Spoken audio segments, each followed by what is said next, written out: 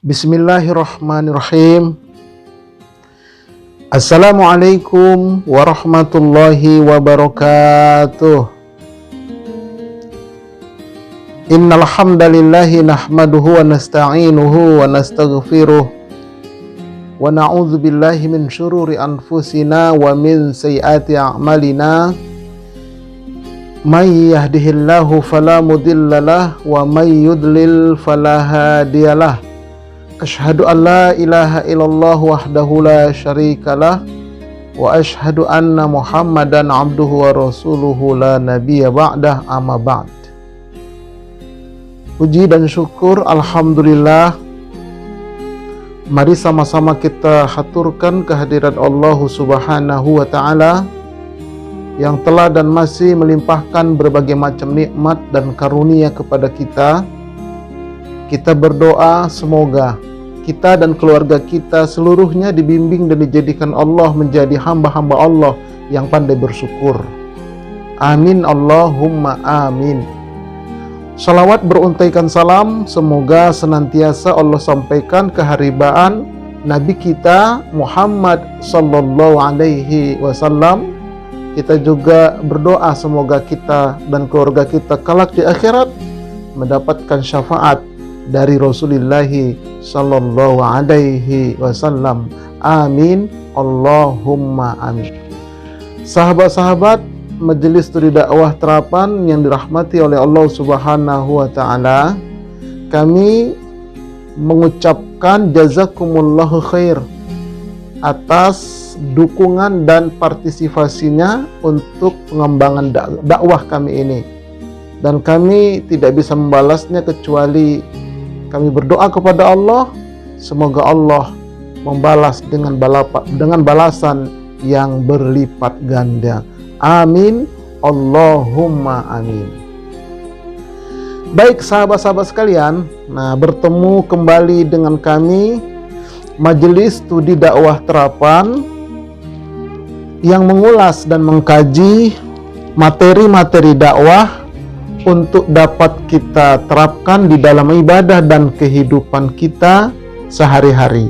Sudah banyak materi-materi yang kami upload, silahkan berkunjung ya kepada Ustaz Arifin Purba Official. Silakan ya. Nah, sekali lagi bagi sahabat yang belum subscribe, like and share, ditunggu ya. Dan itu gratis insyaallah. Baik sahabat-sahabat sekalian yang dirahmati oleh Allah Subhanahu wa taala, sebagai pengantar di akhir zaman ini ya, untuk mendapatkan nafkah ada orang-orang yang berkata begini. Ini tidak benar ya. Mencari rezeki yang haram saja susah, apalagi mencari yang halal. Ini sering kita dengar ya. Sampai ada lagunya kan. Mencari yang haram saja susah, apalagi mencari yang halal. Ini tidak benar ya. Ini bukan perkataan orang yang beriman, bukan. Ya, ini perkataan orang-orang yang putus asa, perkataan orang-orang yang jauh dari agama. Nauzubillah min dzalik. Orang bumi Allah ini luas kok. Allah sudah siapkan semua, tergantung kitanya. Mau ikhtiar, mau berdoa atau tidak. Di situ, itu kata kuncinya ya. Oke. Kemudian benarlah apa yang disabdakan oleh Rasulullah sallallahu alaihi wasallam di dalam hadis yang mulia. An Abi Hurairah anin Nabi sallallahu alaihi wasallam qala la ya'tiyanna 'alan nas zamanun la yuballil mar'u bima akhadzal mal amin halal am min haram. Artinya, dari Abu Hurairah radhiyallahu anhu, dari Nabi sallallahu alaihi wasallam bersabda, niscaya akan datang suatu zaman kelak di mana manusia tidak lagi peduli dari mana mereka mendapatkan harta, apakah dari usaha yang halal atau usaha yang haram. Hadis ini sahih diriwayatkan oleh Imam Al-Bukhari. Mungkin inilah zamannya kita yang hidup di akhir zaman ini. Ya walaupun dia mengaku muslim, bahkan mengaku beriman, tidak peduli lagi dia apakah itu dia dapatkan harta itu dengan cara yang haram atau yang halal.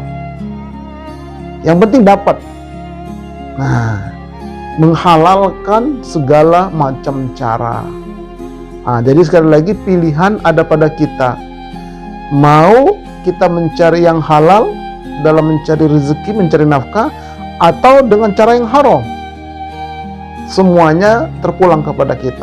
Tapi ada konsekuensinya nanti di akhirat, ada pertanggungjawaban. Baik sahabat-sahabat sekalian, nah tema kita pada pertemuan kali ini terkait dengan yang tadi itu, perbedaan dan hukum apa itu suap, hadiah, fee, dan bonus. Nah, ini beda-beda tipis kelihatannya, tapi ada hukumnya di sana. Nah, sebagai seorang muslim yang beriman, sekali lagi kita harus bisa membedakan dan kita harus bisa mengambil sikap terhadap suap, hadiah, fee, atau bonus. Nah, bagaimana penjelasannya? Mari kita ikuti. Pertama, pengertian fee dulu. Fee adalah biaya atau pembayaran atau komisi atau upah atau bagian atau reward atau penghargaan untuk layanan profesional. Nah, itulah fee. Nah, makanya kita sering mendengar, ya tenang aja, ada fee-nya insya Allah. Nah, ini Pak, fee untuk Bapak. Nah, itu kan sering kita dengar kata-kata seperti itu.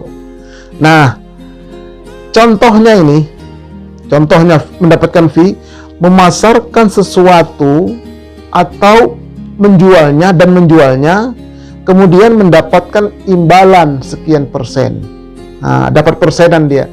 Ini saya mau jual rumah ini.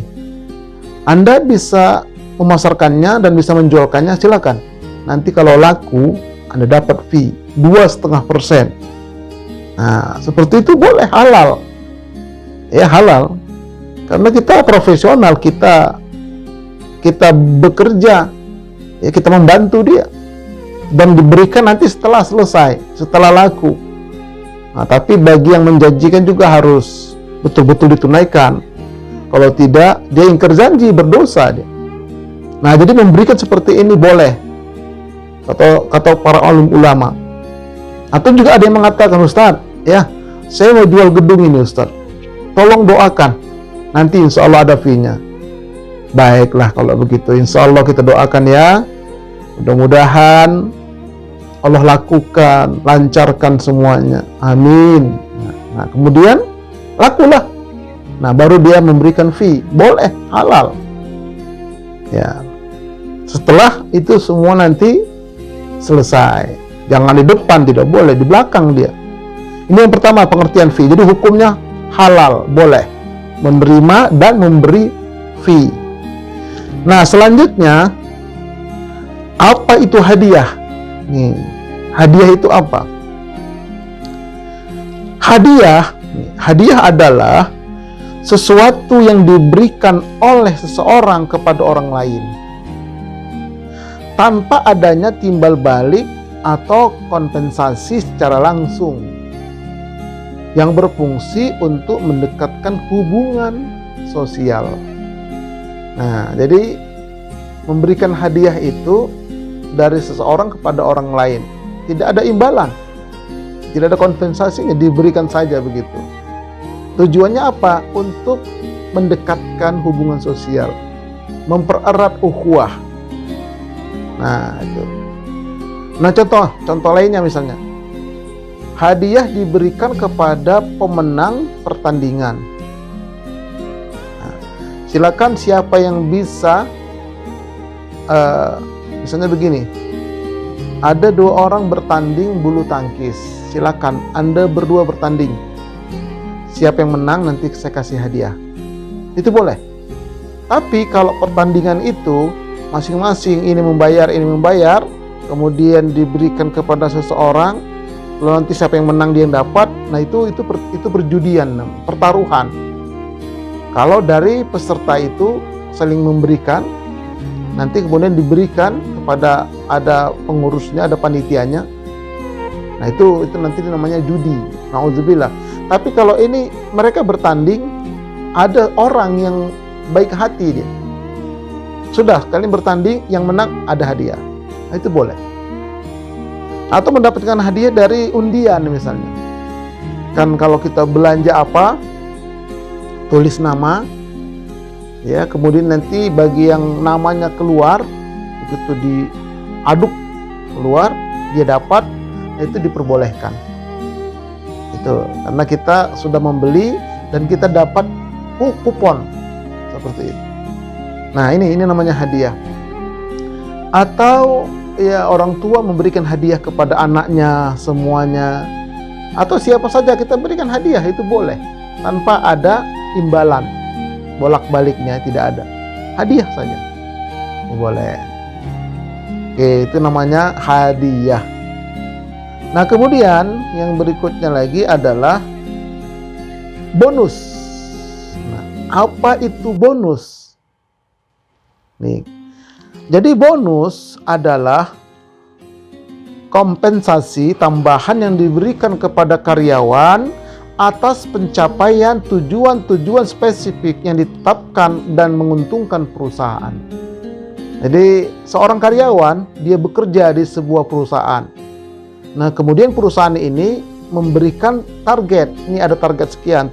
Kalau Anda mencapai target ini atau bahkan melebihi, nah Anda nanti dapat bonus. Ini boleh. Ya begitu setelah dapat dia dikasih bonus. Boleh. Tapi hati-hati. Kalau tidak diberikan bonus itu kezaliman. Kezaliman. Karena itu sudah hak. Sudah merupakan ketetapan perusahaan. Nah itu yang namanya bonus. Boleh.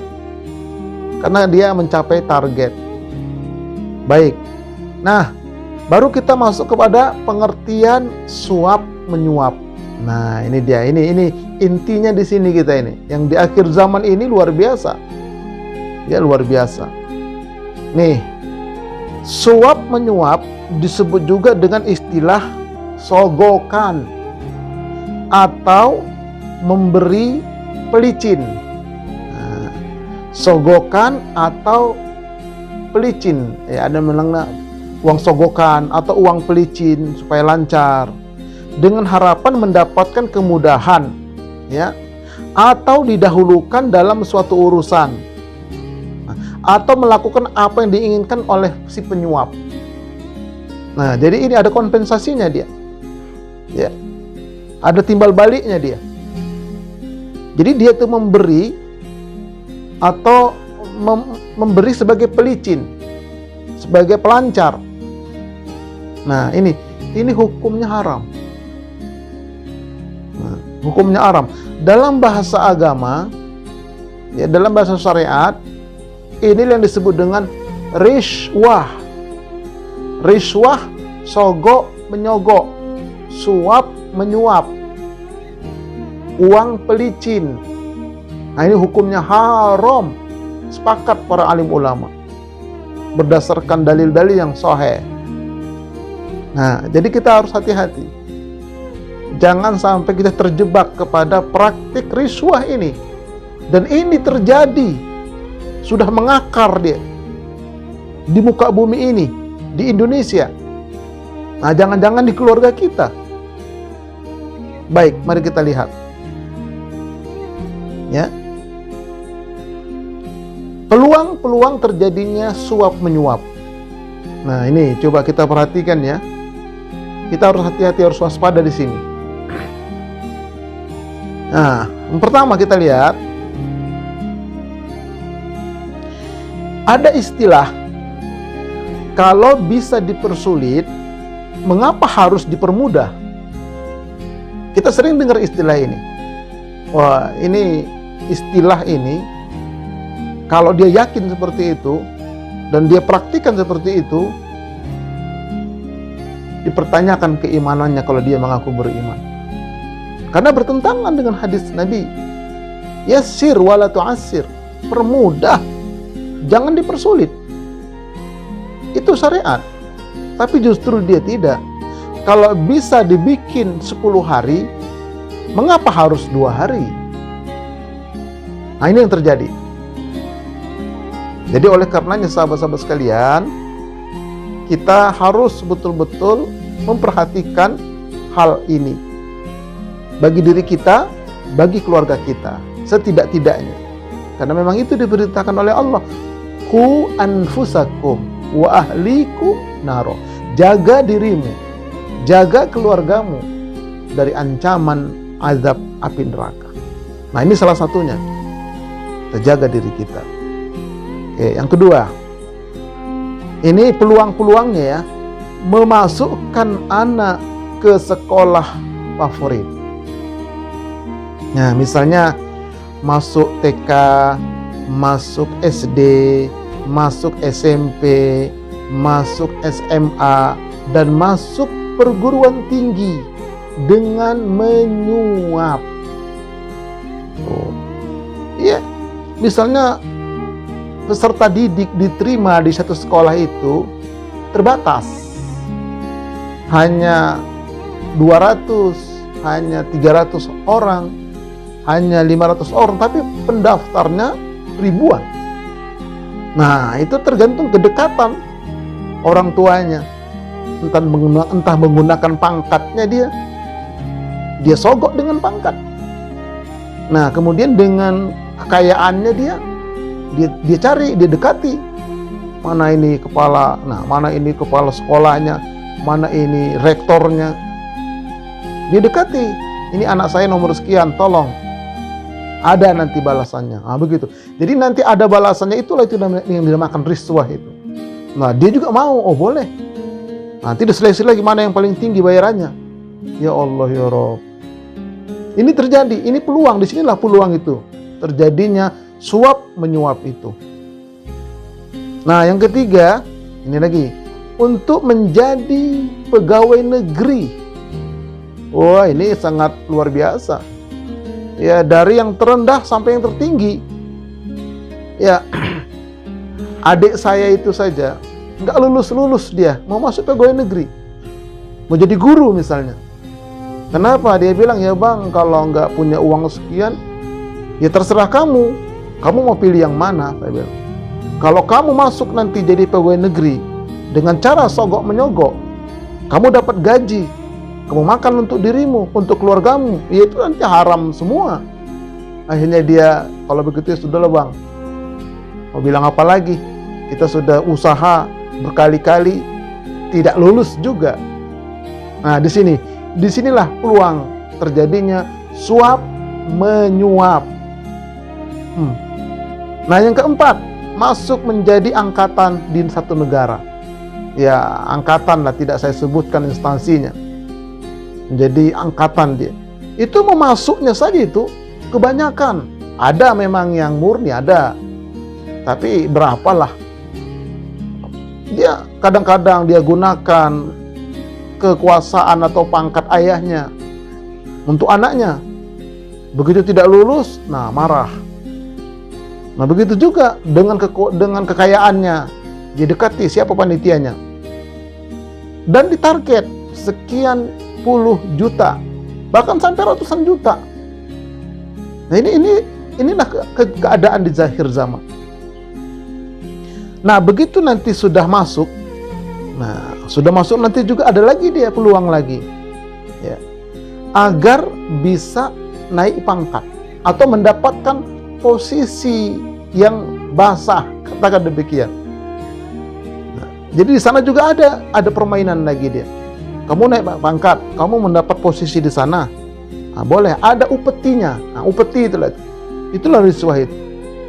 Nah, begitu dia mendapatkan kedudukan itu dengan membayar, dengan menyogok, ketika dia sudah duduk, dia tentu berpikir, bagaimana saya supaya pulang modal? Saya kan ngutang kemarin, ngutang sama abang, ngutang sama orang tua misalnya.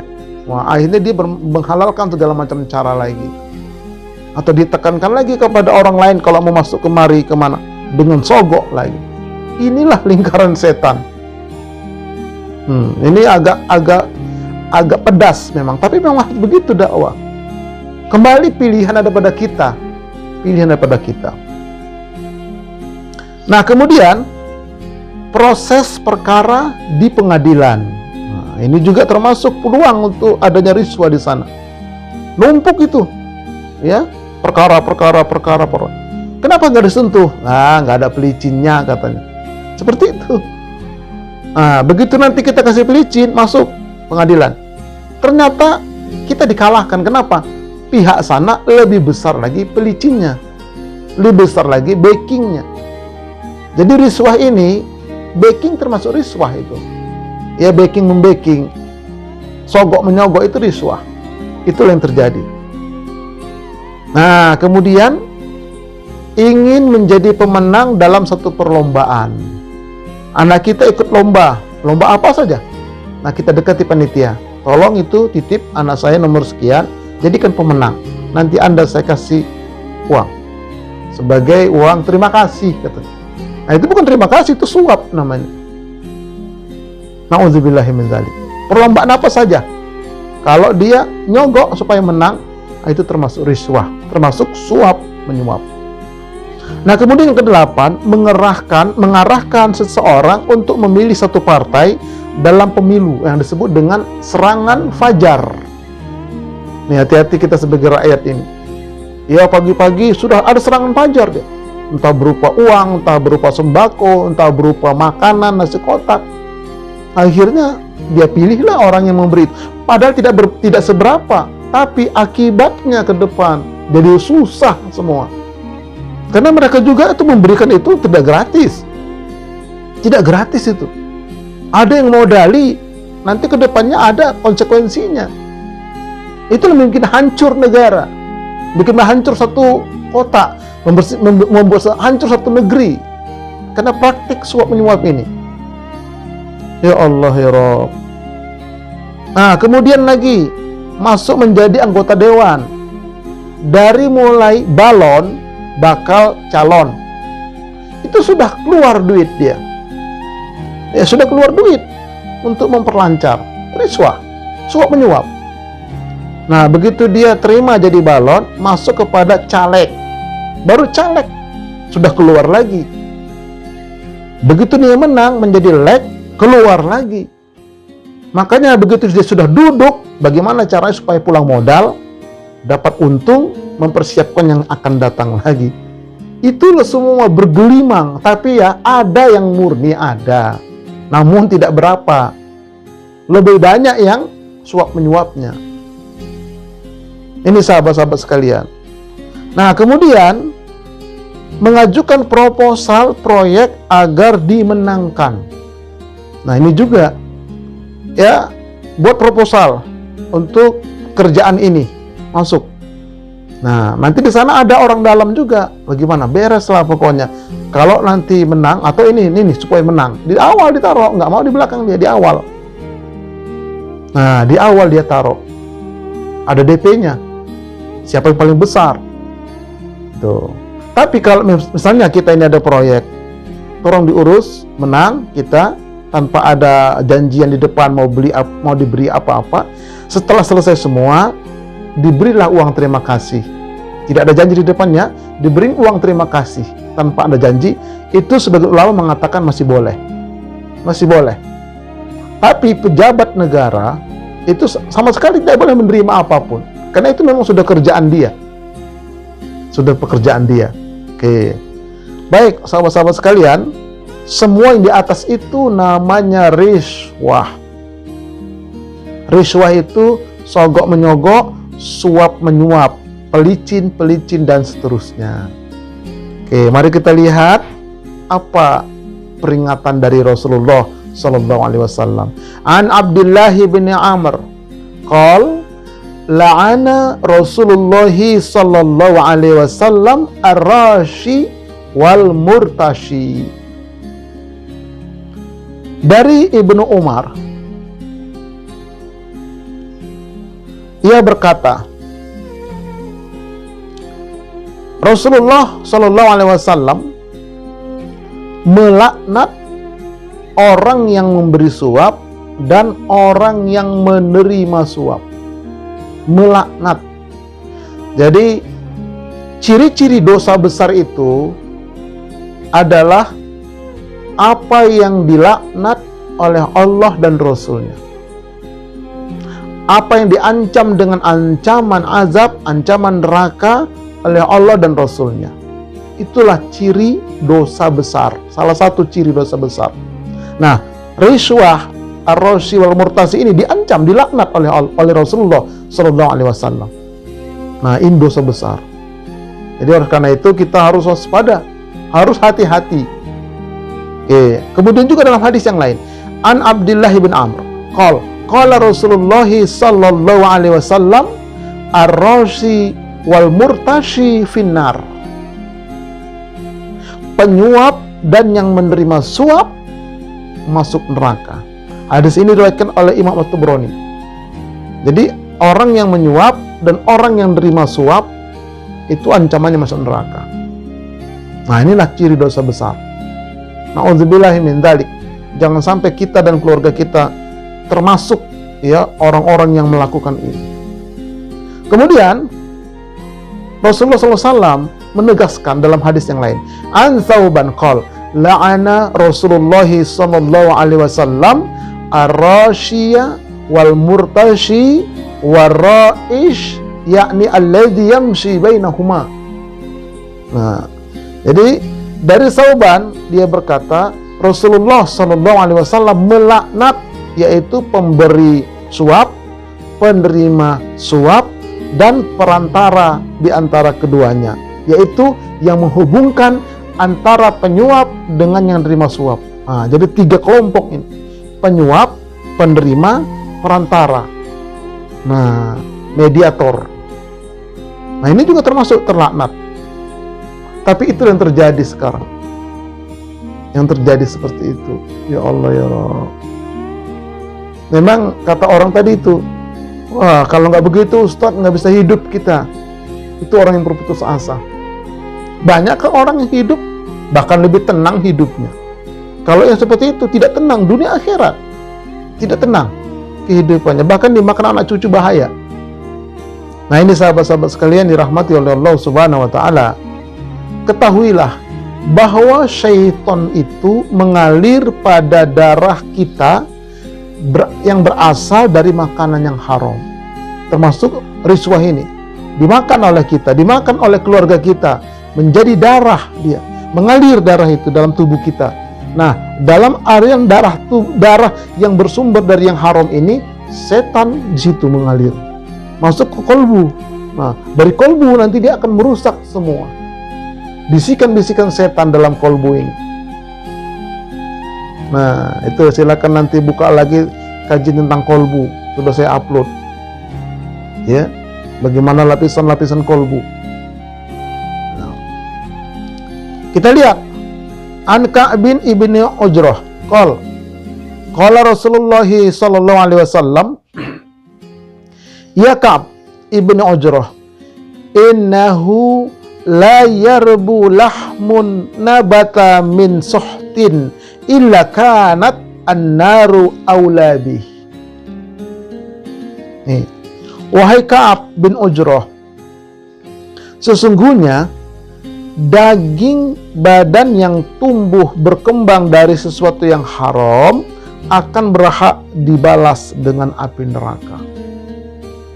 Dia sudah menjadi darah daging dari perkara atau dari cara yang haram. Itu menjadi darah daging dari yang haram. Nah, tempat yang paling pas, paling cocok, paling layak untuk dia adalah api neraka. Na'udzubillahi min dzalik. Nah, ini ya, jadi kita harus hati-hati, harus waspada terhadap praktik riswah ini. Nah, sekarang mari kita lihat bagaimana solusinya. Ya, ada 2 solusi setidak-tidaknya untuk memberantas suap menyuap, baik secara individu maupun secara bermasyarakat. Nah, bagaimana cara solusinya? Ya, Mari kita lihat. Yang pertama, setiap individu muslim hendaknya memperkuat ketakwaannya kepada Allah Subhanahu wa taala. Ittaqillaha, bertakwalah kepada Allah. Ya. Haqqa tuqatih, dengan sebenar-benar takwa. Karena takwa itu pun ada tingkatan. Ada yang takwa level rendah, level menengah, bahkan level paling atas. Nah, jadi kita hendaknya meningkatkan ya ketakwaan kita kepada Allah. Nah, cara-caranya juga sudah saya sampaikan dalam video sebelumnya. Nah, kalau kita semakin bertakwa, kan tingkatannya itu kan muslim paling rendah yang diakui oleh Allah. Di atas muslim mukmin, orang beriman. Nah, paling tinggi muttaqin, ini orang bertakwa. Nah, nanti di atas orang bertakwa itu ya walinya Allah lah, kekasihnya Allah. Ya, kekasihnya Allah. Makanya kita tingkatkan dari muslim ke mukmin, dari mukmin ke muttaqin. Nah, kalau kita sudah sampai level kita kepada orang yang bertakwa, insya Allah kita akan menjauh, menghindar dari praktik riswah itu. Jadi tergantung keimanan, ketakwaan seseorang. Itu yang pertama, solusinya. Yang kedua, berusahalah menanamkan pada setiap diri sifat amanah.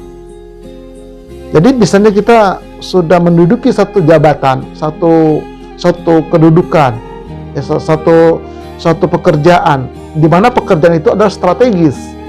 Ada orang mengajak macam-macam. Nah, tanamkan dalam diri kita sifat amanah. Tidak, ini amanah. Saya tidak akan menyimpang dari amanah ini. Wah, kalau seperti itu bagus sekali. Dia akan terhindar dari suap menyuap. Kenapa? Dia amanah.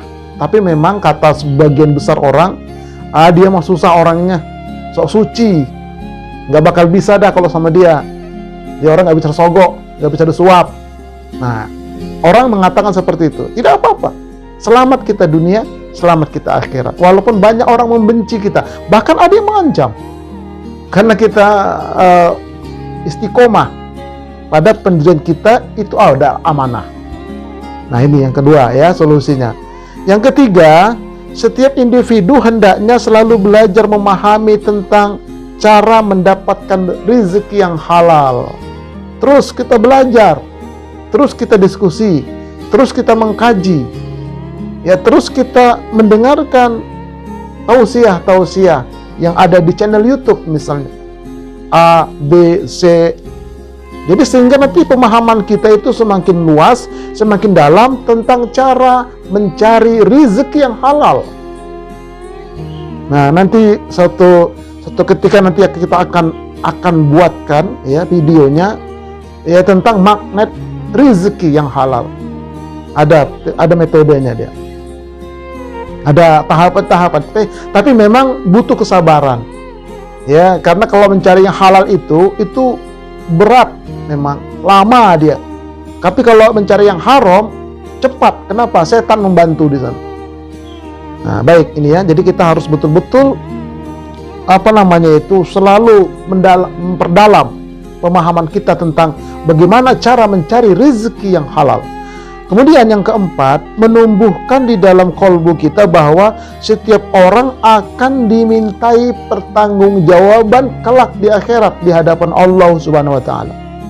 Di pengadilan Allah, di padang mahsyar, di yaumul hisab akan ditanya kita. Dari mana kau dapat harta itu? Nah, itu nanti ditanya pertanyaan pertama. Dari mana kau dapat semua ini? Caranya apa ini? Detail semua. Ada buku catatannya. Itu sudah saya sampaikan dalam video sebelumnya tentang yaumul hisab. Bukunya tebal, panjang, sejauh mata memandang, semua tercatat. Tidak ada yang lepas dari catatan itu. Ada raqib, ada atid. Raqib, atid mencatat, merekam CCTV-nya. Nggak bakal hilang CCTV-nya. Nggak bakal terbakar datanya. Lengkap semua. Nah, jadi kalau kita paham tentang itu, kita tidak berani melakukan praktik riswah ini. Nah, kemudian yang kelima, bagi yang sudah terlanjur, segeralah bertaubat sebelum meninggal. Ya Ustadz, saya sadar sekarang, saya baru tahu sekarang Ustadz, bagaimana bertobat dengan taubatan nasuha. Sudah saya sampaikan video sebelumnya bagaimana cara taubatan nasuha. Atau kalau mau konsultasi silakan hubungin running text di bawah ini. Ya, ini. Jadi ini yang harus kita lakukan. Sebagai apa? Sebagai solusi agar kita dan masyarakat itu terbebas dari praktik risuah. Enak sekali kalau tidak ada, kalau dia betul-betul profesional dan proporsional, enak hidup itu. Ya tergantung kemampuan seseorang. Dia, kalau dia memang betul-betul berkualitas memenuhi rukun dan syarat, dia dapat. Kalau tidak, ya tidak. Enak kalau seperti itu, fair namanya. Islam menghendaki seperti itu. Nah, kedua, solusi memberantas suap ini untuk ulil amri, untuk pemerintah. Nah, bagaimana solusinya? Yang pertama, jika ingin membersihkan penyakit masyarakat ini, risuah ini, hendaklah dimulai dari para aparat pemerintah itu sendiri. Harus ada dari sana. Kan mereka digaji oleh rakyat, digaji oleh uang rakyat, dari pajak, dari macam-macam. Nah, supaya mereka tidak melakukan suap menyuap, boleh gajinya dibesarkan, ya dibesarkan gajinya, sehingga nanti berjuang untuk rakyat. Satu, yang kedua, yaitu tadi harus membersihkan penyakit masyarakat ini. Ini yang pertama. Yang kedua, bekerja sama dengan para dai untuk menghidupkan ruh tauhid dan keimanan kepada Allah pada diri masyarakat. Jadi pemerintah dan dai, para ulama-ulama harus bekerja sama untuk memasyarakatkan ini, mensosialisasikan tentang pentingnya pemberantasan suap menyuap ini. Nah, bekerja sama kita. Itu yang kedua. Yang ketiga, jika mengangkat seseorang untuk menjadi pejabat atau menjadi pegawai, hendaklah mengacu kepada dua syarat. Yang pertama, syarat keahlian. Yang kedua, amanah. Jadi dicek dulu keahliannya apa. Ya, setelah dia mengajukan CV-nya dia, wah dia ahli ini. Oke. Nah, baru kita tes amanahnya. Ya, jiwanya bagaimana, orang ini amanah atau tidak. Baca track record.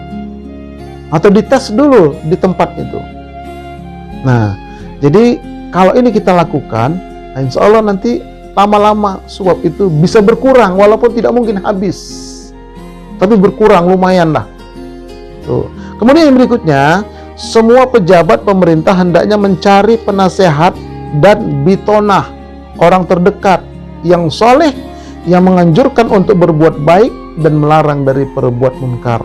Jadi artinya penasehat. Jadi pemerintah hendaknya mencari penasehat. Penasehat itu orang yang baik, orang yang jujur, orang yang bukan penjilat. Nah, jadi dua-duanya harus, pemerintahnya begitu, penasehatnya orang yang baik juga. Karena walaupun ini pemerintah ini orang yang baik misal, tapi penasehatnya orang yang jahat, lama-lama terpengaruh juga. Terpengaruh juga. Lihat itu, syaitan itu mengaku sebagai penasehat Adam dan Hawa di dalam surga sana, sehingga dia nasihati Adam dan Hawa untuk memakan buah terlarang. Aku ini sekedar penasehatin kalian, terserah kalian mau atau tidak. Akhirnya karena lobbynya yang luar biasa si setan ini, iblis ini, maka tergodalah Adam dan Hawa akibat bisikan nasihat dari si iblis.